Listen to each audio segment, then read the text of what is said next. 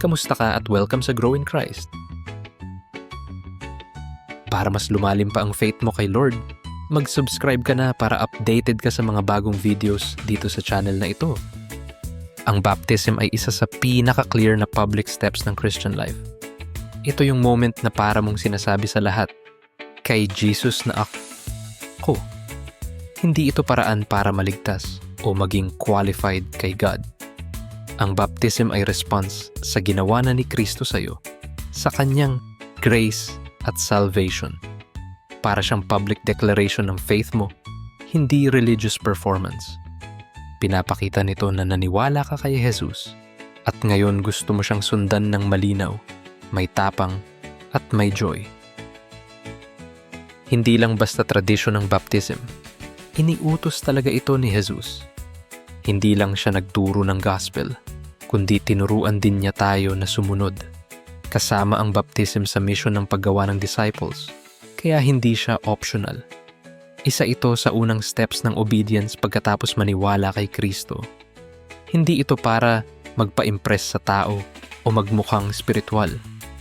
Ginagawa natin ito dahil mahal natin si Jesus at gusto nating sundin siya with humility at gratitude. Maraming nalilito at iniisip na baptism daw ang nagliligtas.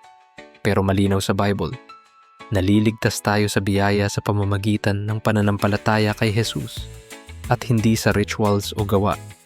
Hindi kayang hugasan ng tubig ang kasalanan. Si Jesus lang ang makakagawa nun.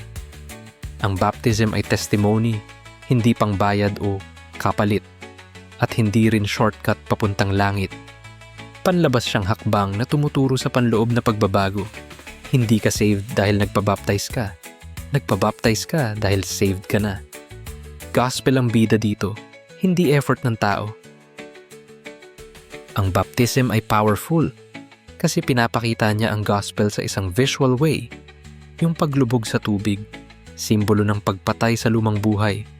Parang sinasabi mo, tapos na ako sa old self ko. Pinapakita rin nito na hindi na dapat maghari ang kasalanan sa buhay mo tulad ng dati. Tapos yung pag-ahon sa tubig, simbolo ng new life kay Kristo. Hindi lang ito ritual, parang picture sermon siya. Kahit walang maraming salita, sinasabi niya na namatay si Jesus, inilibing at muling nabuhay. At ngayon, nabubuhay ka na rin sa bagong buhay dahil sa Kanya. Sa Bible, baptism ay sumusunod talaga sa pananampalataya. Clear ang pattern. Marinig ang gospel, magsisi, maniwala kay Jesus, tapos magpabaptize. Kaya baptism ay para sa taong personal na nagtitiwala kay Kristo, hindi lang dahil lumaki siya sa Christian environment. Hindi ito step para maging believer, kundi step dahil believer ka na. Kaya kadalasan, kasama dito yung pag-confess ng faith para siyang public sign na pinili mo si Jesus at ready kang sumunod openly kahit minsan may kapalit o pressure sa paligid. Malapit ang baptism sa repentance. Ang repentance ay pagtalikod sa kasalanan at pagharap kay God ng sincere. Hindi ibig sabihin kailangan perfect ka muna bago magpabaptize. Pero ibig sabihin may pagbabago na sa puso mo at sa direksyon ng buhay mo.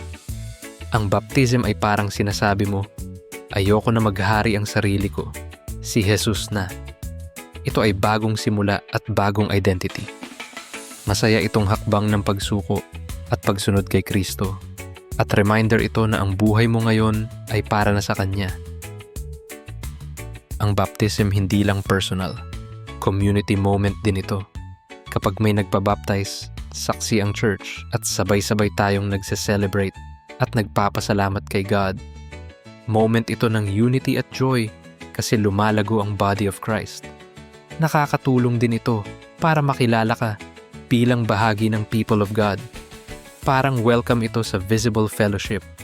May encouragement, support, at spiritual family. Kaya madalas ginagawa ito sa harap ng church. Reminder ito sa lahat na buhay ang Diyos at totoo ang transformation. Ang baptism is a bold declaration na si Jesus ang Lord. Isa itong paraan para i-acknowledge mo si Kristo at i-confess ang faith mo publicly. Parang sinasabi mo, hindi ako nahihiya na follower na ako ni Jesus. Kaya kung ikaw ay naniwala na kay Jesus, huwag mo nang ipagpaliban. Magpabaptize ka bilang pagsunod sa Kanya. Lapitan ang pastor o church leader mo, magpa-schedule, at ihanda ang puso mo. This is your moment to obey, stand firm, and honor Christ openly. Salamat sa iyong panonood at kita tayo muli sa susunod na video dito sa Grow in Christ. God bless.